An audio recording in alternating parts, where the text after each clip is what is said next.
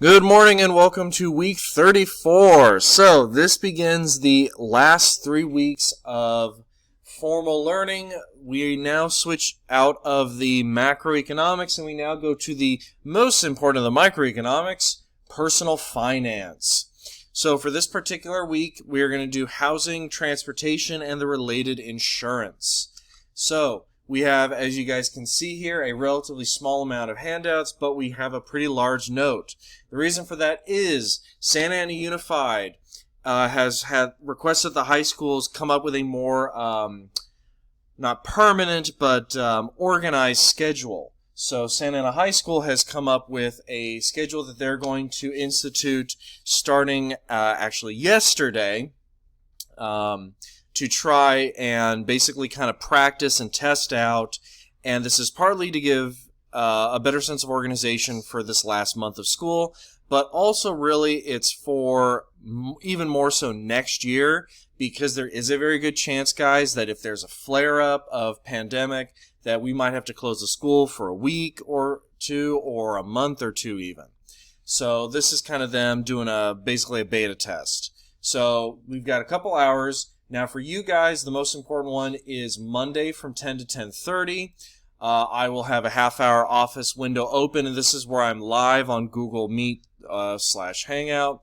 And then on Friday at 10 to 10:30, 1 to 1:30, and also 9 to 9:30.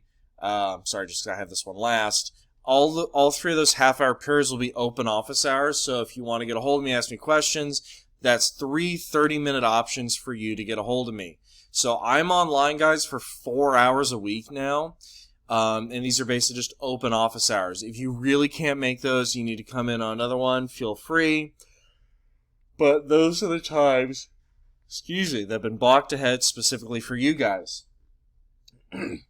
Now, this week's checklist, guys, real simple. We have a big set of reading notes.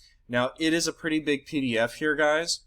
And then we have 2 research activities and some video lessons. So looking at it, let's go ahead and get into this. Hey, so let's change this to reading notes.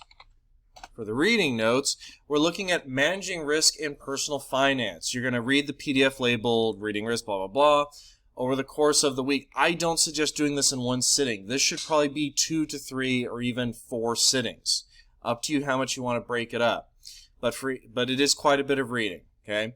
For each topic listed below, take at least 7 notes, so meaning there should be 28 notes minimum total, and it's broken down by the section topics, which is insurance, car ownership, apartment rental, and home ownership, and then finally e-commerce and identity theft. So to show you what the PDF looks like, guys, we can see it here. It is 14 pages of reading, and it is some pretty dense stuff. Obviously, normally this would have been stuff that we'd go over together in sections as a class. I simply can't do that in the current situation, but this is all super important information that you absolutely should know and need to know to be a successfully functioning adult. And keep in mind, guys, there's a difference between surviving as an adult and actually being a successful one. Okay, there is a significant difference here. Okay, surviving means you ain't dead. Okay, successful means that you got all your bases covered and you can afford a reasonable number of the things you want, not just what you need. So, it breaks down first talking about insurance and how all that works. The things that you need insurance for. It talks about the major types: auto, health, property, life, and disability. You'll notice, guys, the big ones here are auto and health, because those are the ones you're most going to be interacting with in your daily lives. Okay? Then it moves on, blah, blah, blah, insurance, so there we go. Then it moves on to consumer smarts, and now it's talking about the major purchases you have to buy. The first one, of course, is cars. So it's going to talk about the cost of car ownership. It's going to go into new versus used cars, how to deal with car dealers. I can tell you from personal experience, that's always fun. Then it moves into preparing for your first home, and it's going to talk about both the rental situation, and it's going to start talking about home ownership. So it gives you an idea about both of these. Then after that, it moves after home loans, cosmetic ownership, then it moves into identity theft. And I'm just rolling in identity theft and e-commerce together because really they are the same thing. Essentially, they're tied in. The main reason why identity theft has become such a massive problem in our modern era is because e-commerce and the fact that there's so much data online has made that so easy to do. Just this year, at the beginning of the year in first semester, one of my credit cards was stolen. And I guarantee, well, I should say the data was, I still have the physical card. And I guarantee you that it was stolen because of a data breach, because this was the credit card I used for all my purchases. Now, luckily, or not luckily, because I should say because Mr. Barber is smart and knows what he's doing, I have a really good fraud service because I actually pay a yearly fee to have one of the best credit cards you can get. It's expensive. It's $100 a year. In addition to obviously any fees that you get, although I always pay my bills, so that isn't a problem for me. But I pay a yearly fee, but what that does is it gives me extremely efficient fraud servicing. So for instance, when they detected that I'd been defrauded for, I think it was like $270, they caught it before I did. They flagged it literally the same day it happened. They froze the payments. And they froze the one payment. One had already gone through while they were processing. They froze the second one before it could even go through. And I was reimbursed within less than 48 hours. Less than 2 days later, I was reimbursed, and I had a brand new card overnight shipped to me, and I had my brand new Amex card the next day. By contrast, my wife had her debit card data stolen. And because she's going through a standard commercial bank, meaning, right, these are guys who are all about, making your money. They're not about actually helping you. And because it's just the basic service, they're not being paid for the better fraud protection. It could take her up to, I believe they said 90 days for them to refund the money. Now, luckily, with her, it's only $150, and that's not a lot of money. We can easily absorb that. But imagine if you're somebody that lives paycheck to paycheck. That $150 is 2 weeks of groceries, for a single person living by themselves paycheck to paycheck. That could put you in a very bad situation. So this is why we got to be aware, and you always have to, maximize your security. But even if you maximize security, I don't shop on any weird dark websites. I just go to places like, Amazon, like a normal person. But even then, every now and then, data gets stolen. It's just the way it is. It's the price we pay. So this reading, guys, has I know it's a lot. It's 14 pages, but it's got a lot of really good information. And this is all brand new. This stuff is actually from the textbook that's being used next year. So this stuff is absolutely the most up-to-date information. Okay. So after that, you have the first of two research activities. This one's going to be car insurance and buying a car.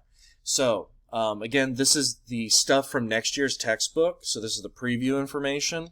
I really like this because it's more up to date than mine. Mine is several years old. So as you look through this, guys, this is going to walk you through the steps of buying the insurance for a car and buying the car itself. So with this first one, you have to complete the table. You look at the accident, you look at the extent of the damage, and you need to guess which coverage. So which of these? And keep in mind, guys, some of these answers might be used more than once. Okay? They are 6 and 6, but just be aware of that. So which coverage would be appropriate for the accident and the situation? So this will teach you the kinds of insurance that exist. Then we have calculating the cost of auto insurance. So this will run you guys through. Now with this one, you actually need to go, and it tells you right here, guys. Here it is. It's going to tell you right here. You will need to go to an actual insurance company's website, or you would need to call them directly. Now again, this would have been something we would have done in class, which would have been quite amusing with the cell phones. But you guys have to do it on your own. So again, you can call an insurance agent and ask. Remember, you're supposed to be big boys and big girls in 5 weeks. So man up or woman up and call the insurance agent. You're allowed to say, hey, I'm shopping for prices. You don't have to say, yes, bill me $1,000. You're allowed to ask, guys. Or if you can't handle that, just go onto their website, and almost all these places have calculators that you can easily use to figure out what the price would be. Answer some more questions, and then you move on to actually buying a car. So this is going to give you a whole bunch of kinds of questions that you will use to consider what kind of car you're going to get, and then you get to number 6, which categories would you most likely use? Now, if you don't know what these mean, like if you don't know what a hatchback is, or a sedan, or if you don't understand what makes a hybrid different from, say, a minivan, these are all terms you guys can Google if you don't already know them. But yes, you should know these. So for instance, looking at things like, say, cargo space. When I bought my current car 3 years ago, one of the big things was we needed space. We knew we were going to have a kid soon, and both of us had been driving little sedans with not a lot of space. So one of us had to have cargo space. I also had to consider things like safety. So we go through here, narrowing down your choices. Here we go. So once you have 3 specific vehicles chosen, now you're going to look at your options. So theft recovery, navigation, are you somebody that doesn't know how to read a map, cruise control, keyless entry. So like for me, for instance, because I don't really like to drive, but I don't, in large part because I don't trust the other drivers, I wanted things like all-wheel drive, which means that these vehicles don't slip. They handle weather really well. They have extra traction control. I do go off-road sometimes when I go out in the desert. I also specifically was looking for safety features. So we get down to 10 and we get down to the bit. So for instance, when I was looking, I knew I was going to get a small SUV, or what's sometimes called a CUV, a compact utility vehicle. And I was looking, and one of the big things for me was safety record, both for myself and because I knew we were going to have a kid soon. So I wanted safe and reliable. So that's why the vehicle I ended up choosing, even though it was more expensive, because these are all things you have to consider, price versus options, reliability, warranty, and all that, I actually chose the more expensive vehicle. I spent like an extra $6,000 or $7,000 more than the other options because I wanted the one with a really good warranty, really good reliability, but most importantly, it is literally the safest car to drive. Literally, it had the highest rating of any car sold in the United States. So that was what I chose, which is here, guys, explain why you made the decision. All right. So you can see, guys, I've put in the question spaces. I've also recopied the tables to try and minimize confusion as much as possible. So all that stuff is there. Same thing with the next one. So research activity, renting an apartment. It's going to follow a very similar vein. In this case, guys, you're going to use the websites Apartment Finder or forrent.com and use them. First, you've got, let me go ahead and close these boxes so it's easier to navigate. You've got the cost, calculating the real cost of an apartment, so use these to figure out the various costs.